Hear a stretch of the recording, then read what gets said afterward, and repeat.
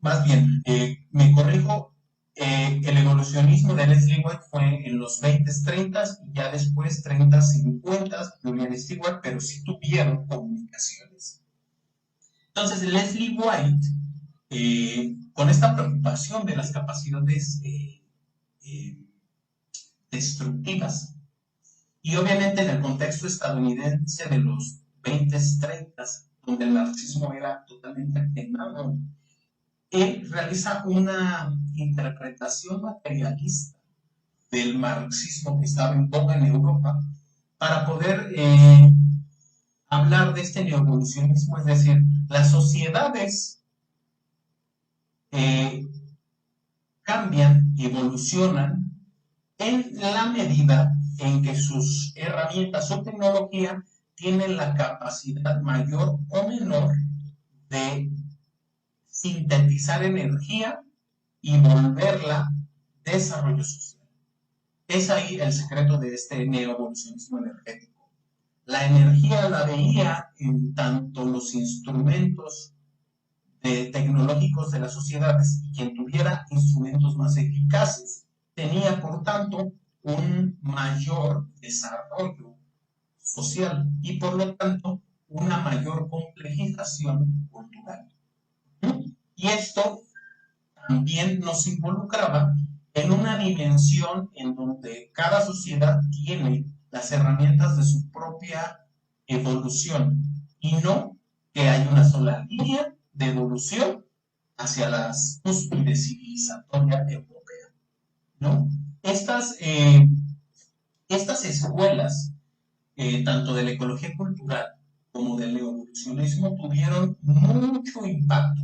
Si bien la escuela de Leslie White se quedó nada más en sus propuestas y se quedó como en niveles de ensayos, la escuela de la ecología cultural y sus seguidores como Pedro Carrasco, Sidney Mills, Eric Worth, Richard Adams y varios antropólogos mexicanos eh, desarrollaron el, esta escuela de la ecología cultural, incluso retomando esta escuela, mucha de la política indigenista fue establecida con un antropólogo llamado Gonzalo Aguirre Beltrán, que él hablaba de la endoaculturación, obviamente tomando estas tesis de desarrollo, desarrollo social por el medio ambiente y de sociedades que aculturan a otras sociedades y las integran. Asimismo, fueron elaborados junto con Eric Wolf muchos estudios arqueológicos y antropológicos para profundizar en el estudio de las poblaciones prehispánicas y para definir desde el México postrevolucionario este concepto que lo van a escuchar mucho, que se llama Mesoamérica, que lo elaboró Paul Kirchhoff.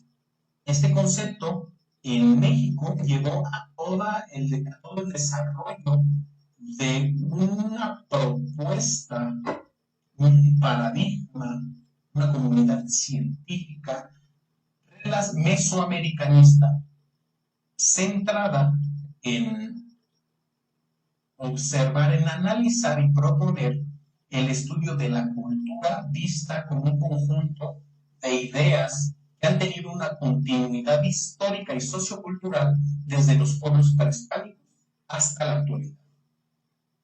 Esta corriente mesoamericanista se va a basar en muchos conceptos y el principal de ellos es la cosmovisión, ¿no?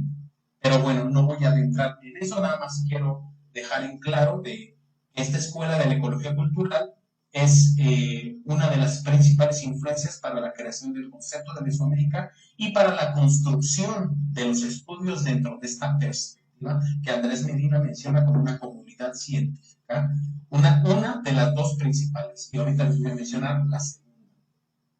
Bueno, esta fue una de las escuelas en Estados Unidos que tuvo impactos muy importantes en México. Luego Entonces, estábamos con el estructuralismo francés de Lévi-Strauss. En Europa, como les había dicho, también estaba en boga el marxismo, pero no, ya no el marxismo de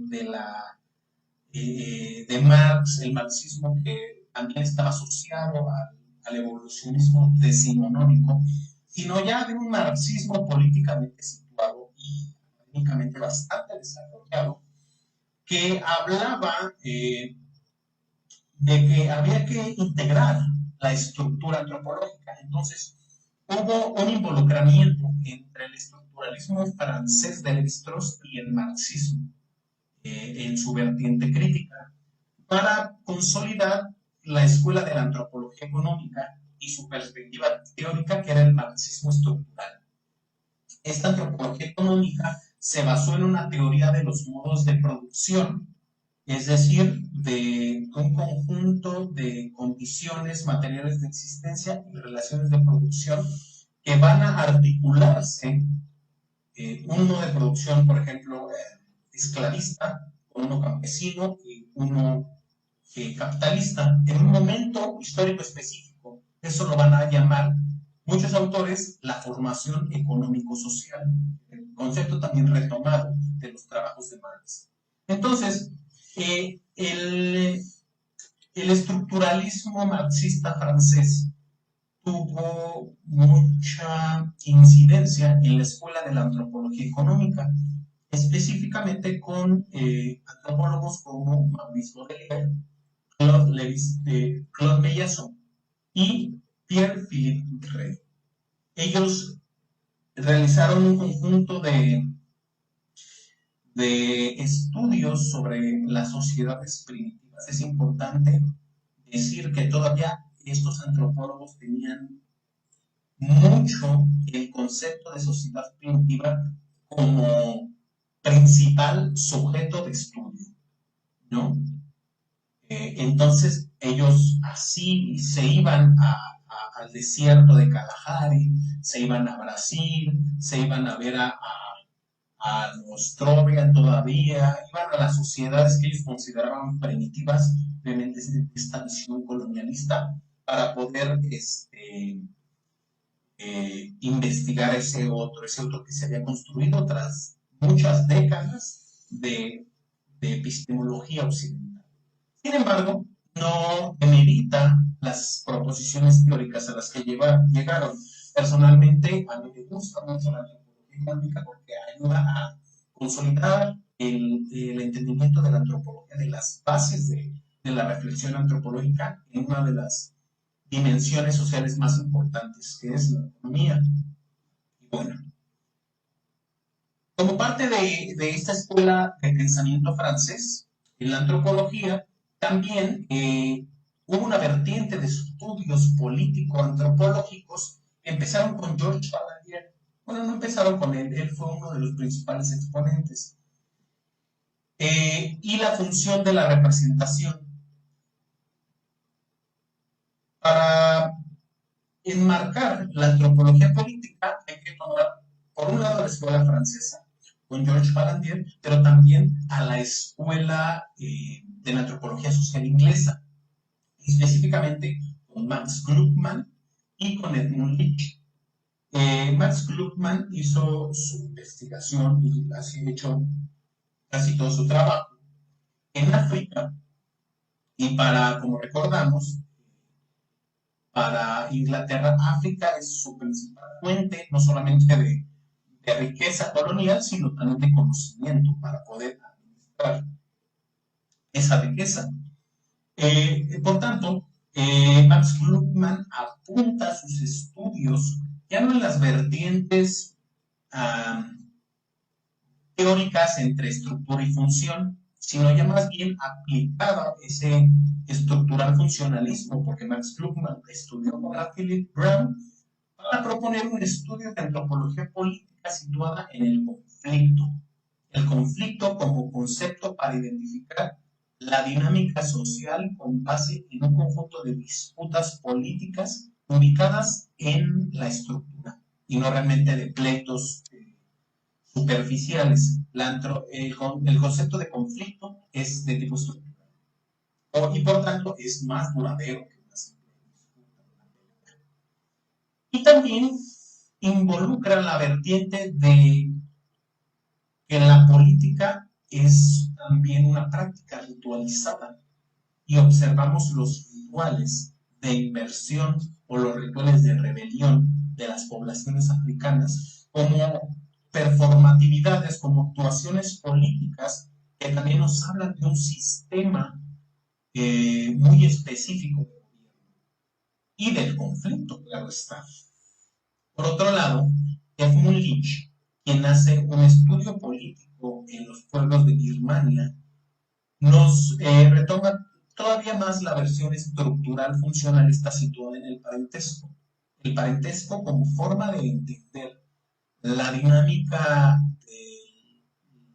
de las organizaciones políticas en la Alta Birmania, que están prácticamente situadas en dos linajes específicos. Es un trabajo complejo, pero da mucho que pensar sobre las articulaciones entre parentesco y política. Articulaciones que nosotros vemos a diario, ¿no? Y sobre todo ahorita, en esta época electoral. Yo les recomiendo que vean estos autores, igual si entran a la ENA, ¿no? Cuando entren a la ENA, porque todos van a entrar, van a tener muchas comunicaciones bibliográficas con estos autores.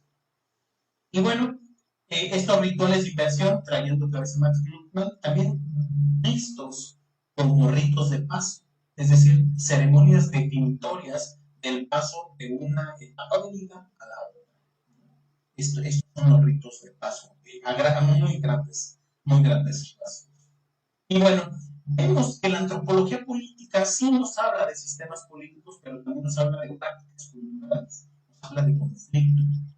Y también la antropología económica nos habla de modos de producción, de relaciones económicas. En todas, el parentesco, la política, la economía, la vida social está involucrada en un complejo, y la antropología aplicada a estas dimensiones va a tratar de desenmarañar, de tener puentes analíticos y de descripción entre uno y otro, entre política, entre parentesco, entre religión, entre ritual. Bien.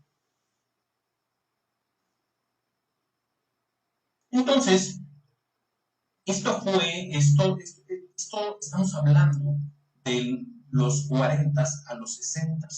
Todavía a finales de los 60 tenemos estas propuestas. Sin embargo, desde la época de los 70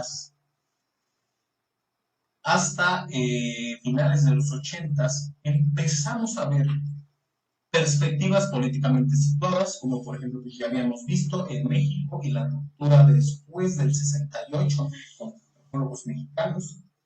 7 magníficos, investiguen quiénes son los 7 magníficos, que tengan un marco de conocimiento sobre la pena. Y entramos en aras de ya no pensar sociedades enfocadas, ¿no? El pueblito A, el pueblito B, el pueblito C, a estudiar cada una y luego a compararlas. Estamos hablando de todo un conjunto de relaciones nacionales e internacionales que van a dar a la reflexión antropológica un nuevo matiz donde se van a ubicar los estudios de globalización y otros nuevos campos dentro de la nueva postura de la antropología, que hoy se va a llamar la postura. Sin embargo, para la guía no veremos. Entonces, la globalización vamos a observar específicamente a finales de los años 80, con la caída del muro de Berlín, con el fin de la Unión Soviética y con la entrada fuertemente de todas las reformas neoliberales económicas, con las ratificaciones de los tratados internacionales, como la OIT, la Convención de Derechos Humanos, con la declaración de la niñez, muchas agencias, tratados y la creación de sus agencias internacionales. Asimismo, en Latinoamérica observamos muchos procesos constitucionales latinoamericanos que surgieron tras etapas del siglo XX dictatoriales o de represión estatal muy fuerte. Entonces vemos una época por una parte, construcción de constituciones y por otra parte de reformas constitucionales, como la de 1992 aquí en México.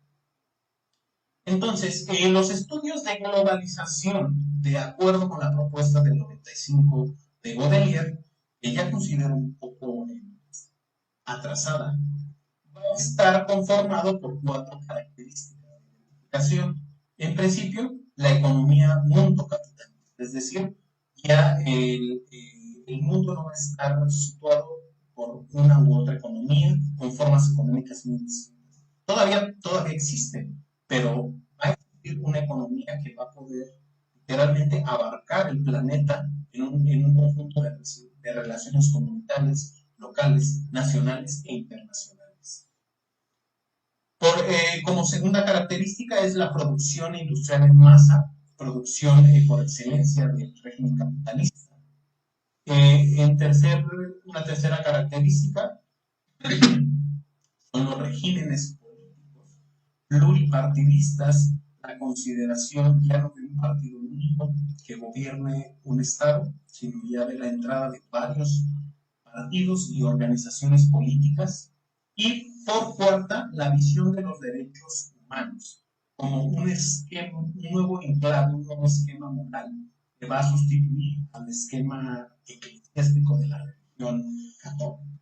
Para los países occidentales, claro está, la globalización siempre va a tener una relación muy íntima con la occidentalización. Va a haber otros autores posteriormente que van a hablar no de occidentalización y cultura global, sino la orientalidad, como otros órdenes culturales que también han tenido procesos internacionales que no globalizados. Pero bueno, es todo un tema. Asimismo, van a involucrarse áreas de reflexión políticamente situadas, como las perspectivas feministas originadas desde 1970. Y aquí la antropología va a involucrarse desde todas sus áreas, incluso ya desde 1920-30, con Margaret Mead, con Ruth Benedict. Ellas han sido antropólogas que han también hecho trabajos sobre el feminismo, que en ese momento el feminismo no era todo un movimiento político, que en los 70 ya estaba más consolidado. Y también, y no es parte de la guía, a principios, más bien no, en la segunda mitad de la década de los 90, va a haber una crisis epistemológica, donde se van a cuestionar los fundamentos de la ciencia antropológica y en general de toda la ciencia, movimiento que va a resurgir con reflexiones sobre la posición del antropólogo como un investigador externo a la población objetivo y más a un antropólogo más humano, involucrado con la población políticamente situado, donde el otro ya no es el otro, sino ya es parte de uno mismo, y uno mismo entra a la antropología no solamente con una objetividad occidentalizada, sino también con toda la subjetividad, porque a la postre la actividad etnográfica nos fuerza a poner nuestro cuerpo. Ahorita no por la cuarentena, pero en las versiones más tradicionales de la antropología y de la etnografía. Este movimiento va a llamarse posmodernismo. Pero bueno, dejo como un pequeño brevario. Ustedes lo van a ver hasta octavo semestre, no se preocupen, va a haber tiempo para analizar todo esto. Y bueno, entonces, la globalización y los nuevos campos son una perspectiva que se fragúa desde los 70s hasta los 80s, y va a tener un gran desarrollo en la ciencia antropológica después de los 90s y ya para. Y bien, para ir cerrando esta última parte, que bueno, fue un poco eh, más sintética porque ya abordamos casi la primera parte de la sesión pasada. Quisiera hacer una reflexión final sobre este último apéndice que se llama la utilidad del antropología. Y en principio quiero hacer un llamado de atención sobre este término de utilidad. Los autores lo pusieron para involucrar la reflexión sobre la vocación de la antropología, para poder motivarlos a que consideren a la antropología social como una opción profesional para dar respuesta a ustedes a nivel académico, pero también a nivel personal. Sin embargo, yo hago un poco una opinión crítica sobre este término de utilidad porque debemos tener mucho cuidado en pensar que la antropología tiene que ser útil y utilidad vista como de estas visiones utilitaristas neoliberales, donde pensamos que toda carrera, toda licenciatura tiene que ser útil, si no es borrada totalmente. Con esto no quiero decir que la antropología no sirva para nada. La antropología actualmente está pasando por un momento de transformación, de salida de la academia, de los espacios académicos, hacia otros espacios, otros ámbitos de profesionalización, no solo en el gobierno, sino también en la iniciativa. Entonces, hay que caracterizar este término de utilidad de la antropología.